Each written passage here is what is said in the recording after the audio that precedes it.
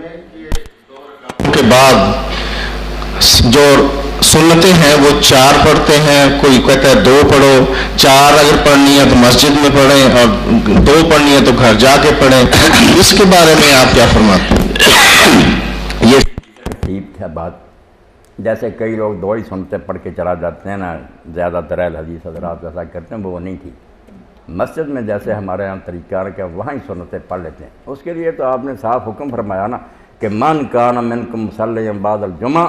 فلیصلی 4، 4 رکعتیں پڑھو جمعہ کی نماز کے بعد۔ یہ ٹھیک ہے، حدیث سے ثابت ہوتا ہے کہ اگر آپ گھر چلے جاتے تھے مسجد میں نہیں پڑھتے تھے، اور بہتر تو ہے کہ ہم بھی ایسا ہی کریں کہ پہلی سنتیں گھر پڑھ کر جائیں، گھر وضو کریں، پھر بعد والی گھر آ کر پڑھیں۔ حضور نے فرمایا اپنے گھروں کو بھی نماز میں سے حصہ دو، نور ہوگا،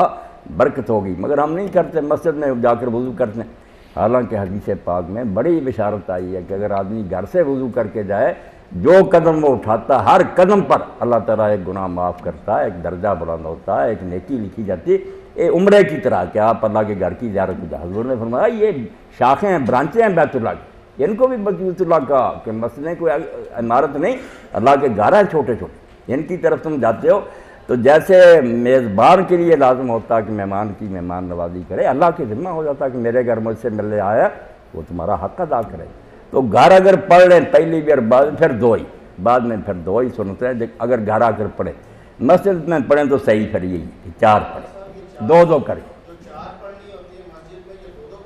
یہ 2 رسول کریم، ہاں بہت اچھی بات، بہت اچھی، یہ وضاحت لے لینی تھی۔ رسول کریم علیہ السلام نے بھی اعلان کیا،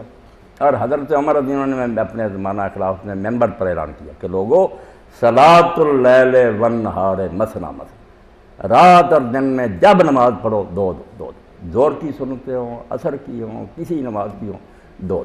صحیح حدیث سے تو یہی ثابت ہے، باقی ساری روایتیں ضعیف ہیں۔ اگر کوئی ایسا کرے تو بہترین طریقہ جو ہے نا سنت کے مطابق اور صحابہ کے عمل وہی ہے کہ 2 پڑھے پھر 2 شروع کریں۔